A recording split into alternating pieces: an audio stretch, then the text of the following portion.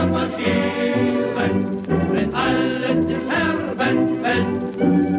Denn heute daher uns Deutschland und morgen die ganze Welt.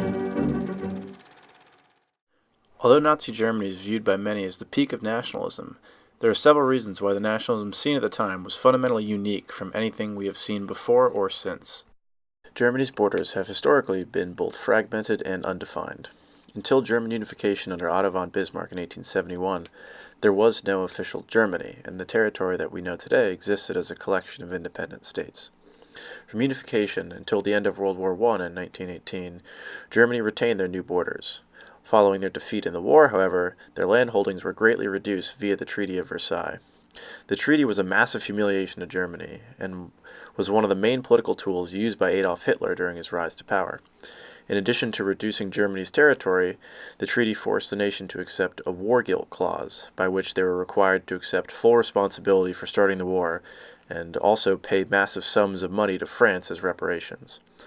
These actions destabilized the country and its economy, and caused German citizens to feel horribly betrayed by their leaders. Germany was left bitter and resentful of the hand they had been dealt by the rest of Europe. These sentiments were key moving forward, as Hitler used them as a rallying cry to gain support both for himself and the actions he would take once coming to office. One of his most well-known and successful appeals was the scapegoating of the Jews, who he portrayed as being to blame for all the misfortune that had fallen upon Germany. Nazism, or the ideology of the infamous Nazi Party, rose to power alongside Adolf Hitler in the 1930s. Initially, it was created to draw German workers away from communism, which had gained a following in the country due to adverse economic conditions caused by the Great Depression. Playing off of Germany's disillusionment caused by the economic downturn, Hitler promised the people that he was the answer to the ongoing crisis, and that he could return Germany to its former glory.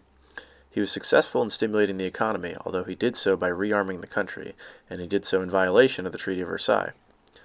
Throughout his ascension to power, Hitler was very open about his political views, and gained popular support by attacking communism, Judaism, claiming the supremacy of the Aryan race, and stating the need for Aryan Lebensraum, or living space.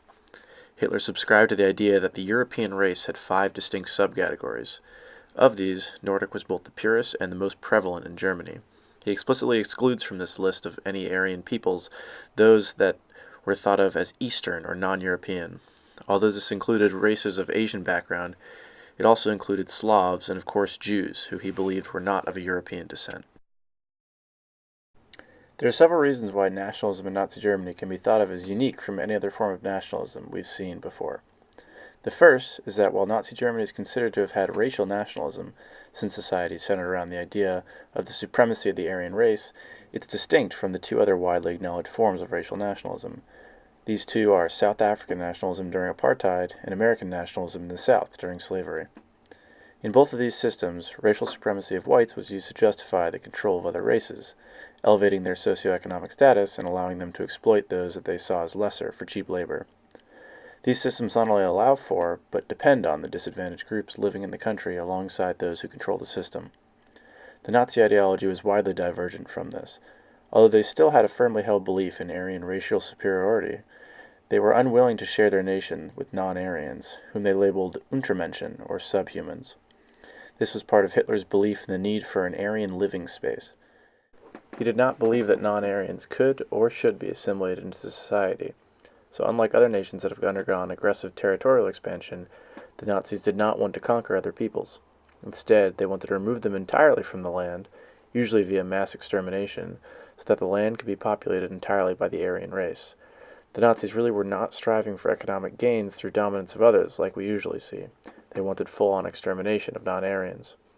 Although slavery and forced labor took place on a rather massive scale during World War II, this was seen as a temporary policy.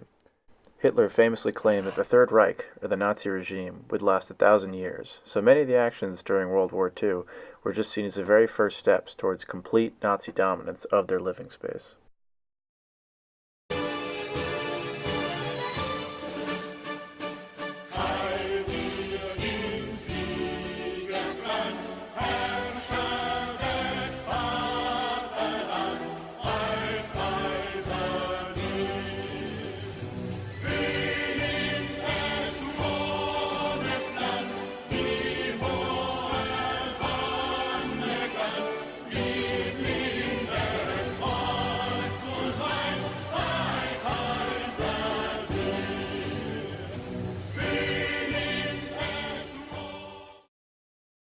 Nazi nationalism, in practice at least, is also very similar to the ethnic cleansing and genocide seen in Rwanda or Yugoslavia in the 1990s. Where they really differ, and where Nazi ideology is unique, however, is in the motivations for the killings. In Rwanda and Yugoslavia, we see ethnic groups that want their own land and want the removal of the other groups from that land. The killings in these cases are largely linked to a sense of revenge or reassertion of ethnic power, and are motivated by a hatred between groups. The motivation for Nazi killings was less about hatred and more an instrumental need to kill to obtain land. Although the party certainly bore animosity towards the so-called subhumans, killings were more or less a means to an end. This ties into the larger idea that Hitler's Lebensraum policy, while justified by Aryan supremacy, was mostly an economic policy. Hitler's end goal was to have a broad territory inhabited solely by the Aryan race. This wasn't in the hopes of becoming rich from resource exportation, but rather to acquire more food and be self-sufficient in that manner.